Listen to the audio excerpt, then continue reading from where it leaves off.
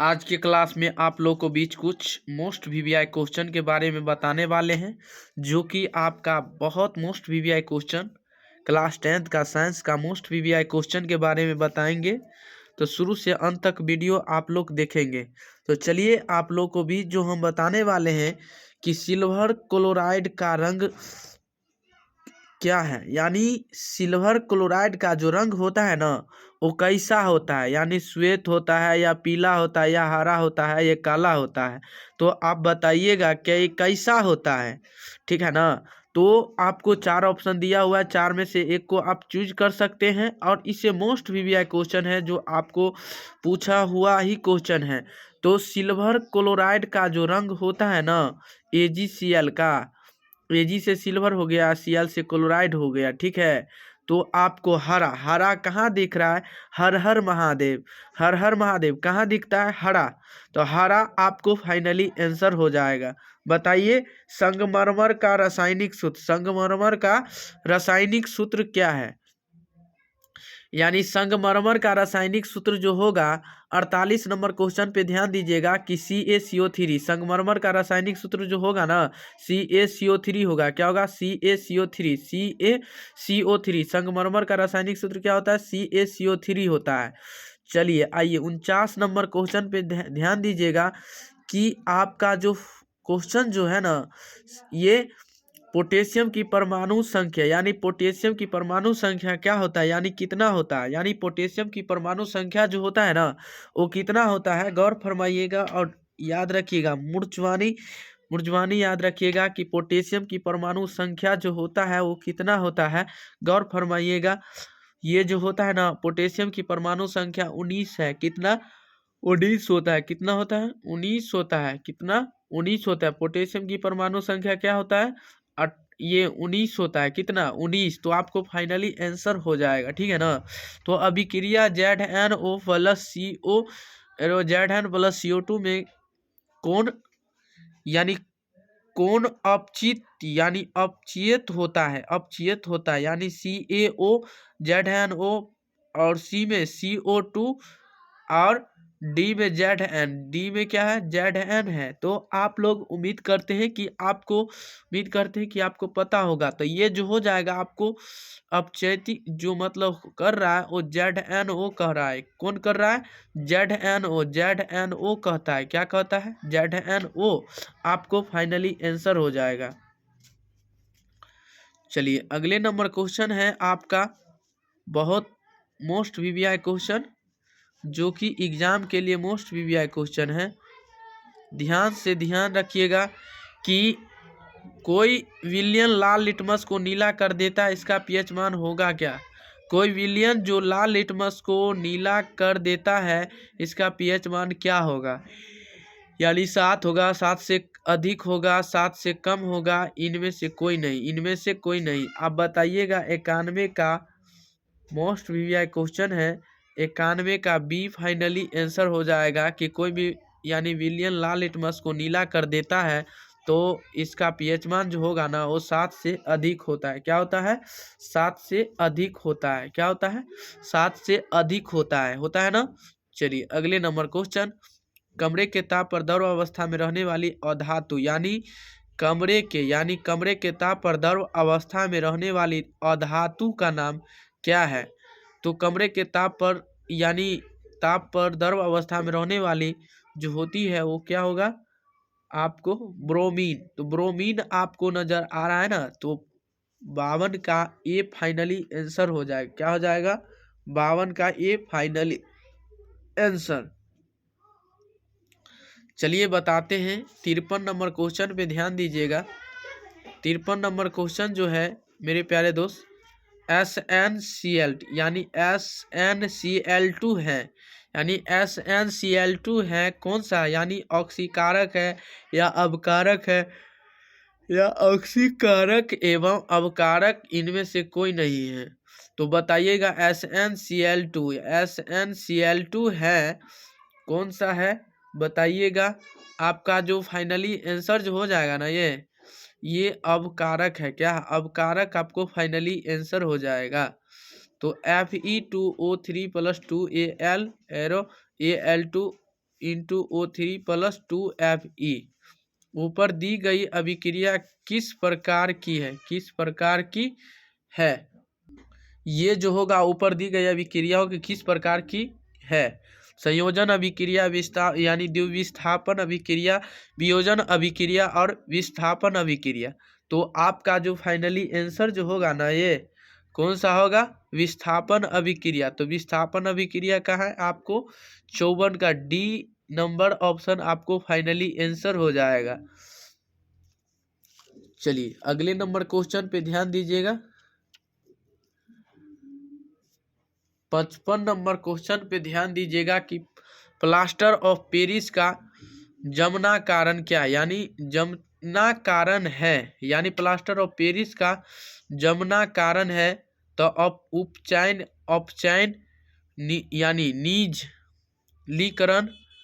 निर्जलीकरण है ना। चलिए बहुत अच्छा, बहुत बेहतरीन तरीका से निर्जलीकरण और जल्यांश। तो ये जो इसका आपको जो फाइनली आंसर जो होगा ना, आपको जल्यांशन यानी जल्यांशन हो जाएगा आपको फाइनली आंसर, क्योंकि आपको डी ऑप्शन में मिल रहा है। चलिए 56 नंबर क्वेश्चन पे ध्यान दीजिएगा कि कुटपाद पाया जाता है, यानी कुटपाद पाया जाता है किस में, डाइटम में, मछली में, अमीबा में, मेढक में। तो कुटपाद जो पाया जाता है, बहुत मोस्ट वीवीआई क्वेश्चन, क्योंकि जो भी आज की क्लास में जो बताएंगे वो आपके लिए बहुत मोस्ट वीवीआई क्वेश्चन ही रहेगा। बहुत बेहतरीन तरीका से बताने वाले हैं, जो कि आज के क्लास बहुत बेहतरीन तरीका से। तो अमीबा में आपको फाइनली आंसर जो होगा, जो कि आपको कुटपाद जो पाया जाता है ना, वो किस में पाया जाता है। तो ध्यान दीजिएगा अमीबा में, किस में पाया जाता है, अमीबा में, यानी वायरस जनित रोग, यानी वायरस जनित रोग जो होता है ना, वायरस जनित रोग हो, कौन सा होगा। तो ये जो हो जाएगा आपको फाइनली आंसर जो हो जाएगा ना, क्या हो जाएगा, हेर्प्स, हेर्प्स हो जाएगा। क्या हो जाएगा, वायरस जनित रोग है, जनित रोग है कौन, हेर्प्स, हेर्प्स हो जाएगा, हेर्प्स, ठीक है ना। अब 58 नंबर क्वेश्चन पे ध्यान दीजिएगा, उभयलिंगी जीव का उदाहरण क्या, उभयलिंगी जीव का उदाहरण क्या होता है, हाइड्रा या मनुष्य यानी मछली, मेढक। तो आपका जो फाइनली आंसर जो होगा, उभयलिंगी जीव का उदाहरण जो होगा ना, हाइड्रा हो जाएगा। क्या हो जाएगा, हाइड्रा। क्या हो जाएगा, हाइड्रा आपको फाइनली आंसर हो जाएगा। गौर फरमाइएगा, आप लोग शुरू से अंत तक वीडियो देखिएगा, और साथ ही साथ आप लोग सब्सक्राइब कीजिए, लाइक कीजिए, कमेंट कीजिए, शेयर कीजिए। जितने भी सारे दोस्त हैं, भाई है, बंधु है, सारे दोस्त के पास भी शेयर कीजिए, ताकि जब जब लाइव क्लास आऊँ तो आप लोग को भी ज़रूर मिल सकूं। और इसके लिए कहना चाहेंगे मेरे प्यारे दोस्त और भाई और बंधु, बहुत बेहतरीन तरीका से बताने वाले हैं आप लोग को बीच। आज की क्लास जो है बहुत मोस्ट वीवीआई क्वेश्चन है, तो आप लोग को भी जो कहते हैं कि निम्नांकित में यानी किसका जैव आवर्धन होता है, यानी कागज का या फल का या लकड़ी का या डबल डी और टी।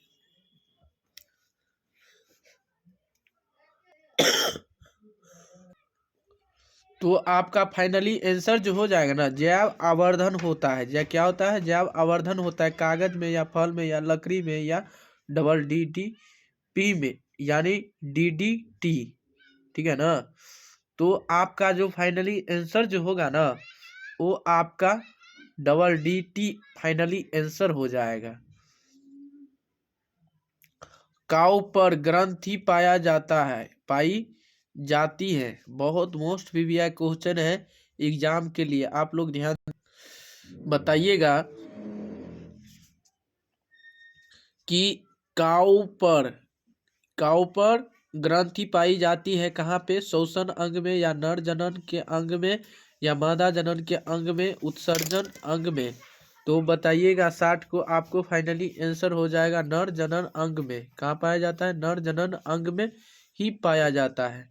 61 नंबर क्वेश्चन बताइएगा, क्लोरोफिल वर्ण का रंग यानी कैसा होता है? यानी क्लोरोफिल वर्ण का रंग जो होता है ना, वो कैसा होता है? पीला होता है, या हरा होता है, या लाल होता है, या काला होता है?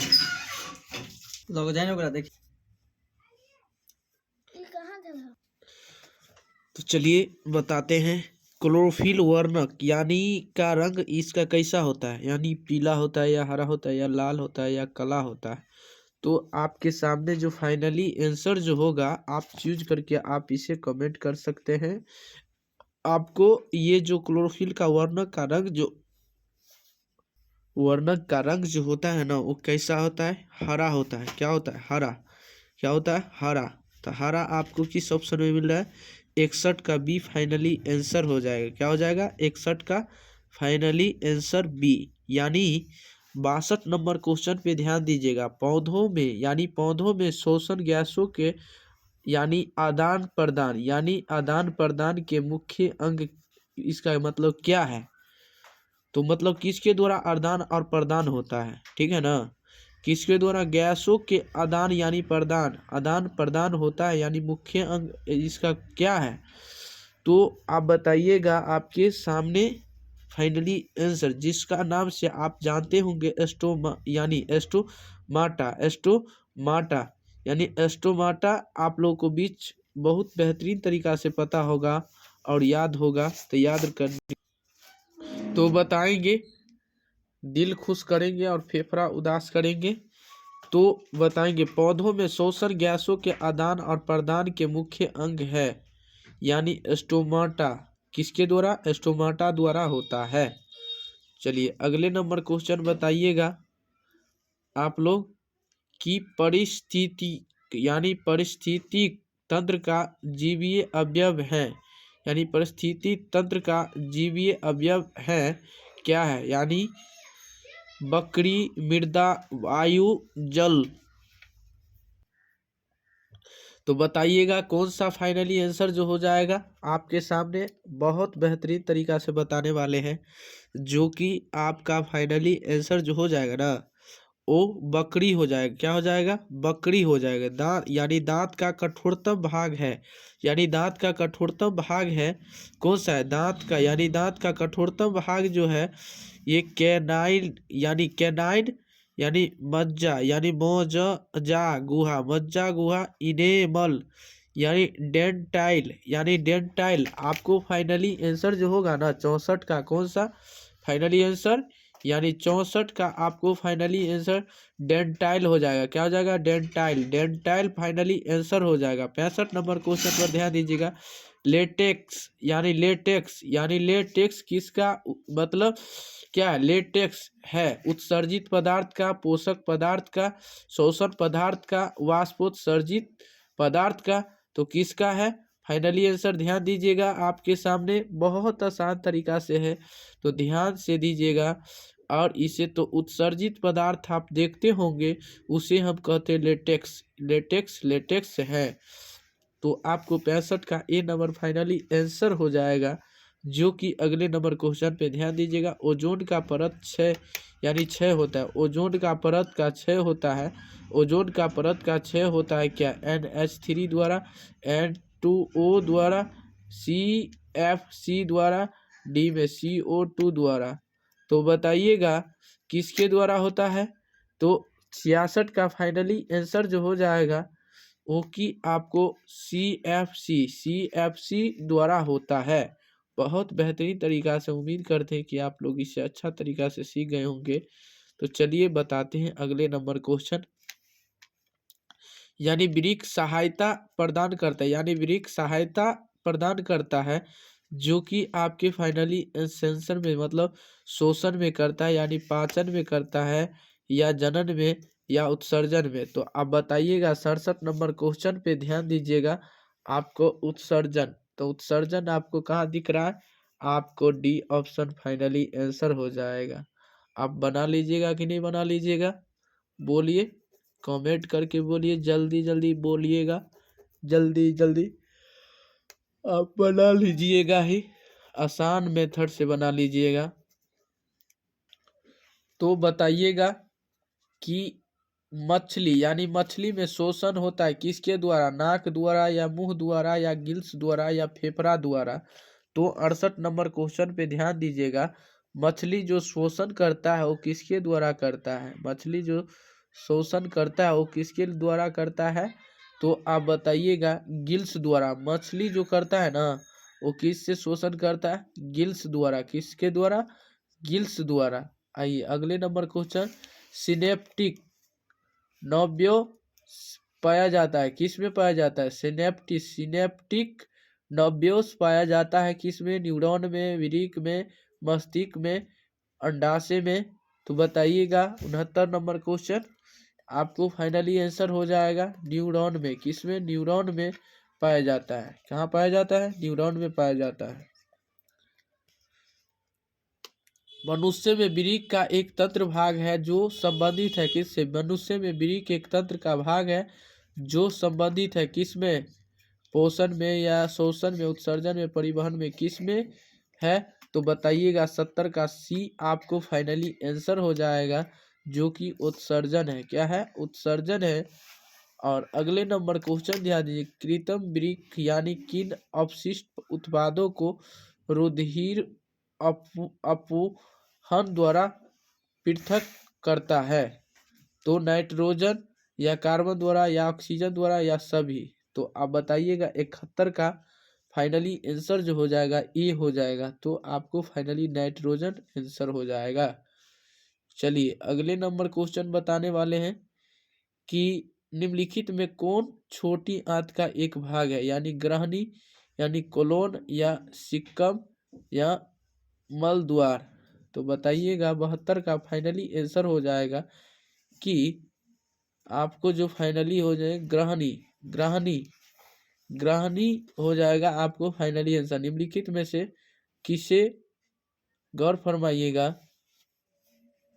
निम्नलिखित में किससे पौधे का प्रकाश संश्लेषी इकाई कहते हैं, स्टोमोटा, ग्राना, क्लोरोफिल, प्लास्ट, क्या है, कर फरमाइएगा, प्लास्टिड, प्लास्टिड, या बताइएगा कौन सा होगा, बताइएगा। अगले नंबर क्वेश्चन पे ध्यान दीजिएगा, तो आपका जो डी ऑप्शन 73 का डी फाइनली आंसर हो जाएगा। आपका फाइनली आंसर जो होगा शुक्राणु, यानी बताइए शुक्राणु कोशिका होता है किस में, त्रिगुणित में, द्विगुणित में, अनुगुणित में, और इनमें कोई नहीं। तो बताइएगा 74 नंबर क्वेश्चन का फाइनली आंसर, जो कि इनमें से कोई नहीं, आपको फाइनली आंसर हो जाएगा। तो ध्यान दीजिएगा, गौर फरमाइएगा आप लोग कि यानी पेप्टिक अल्सर कहाँ होता है, पेप्टिक अल्सर जो होता है वो कहाँ पे होता है, पेप्टिक अल्सर जो होता है कहाँ पे होता है, छोटी आंत की दीवार पर, बड़ी आंत की दीवार पर, अमाशय की दीवार पर, ग्रासनी की दीवार पर।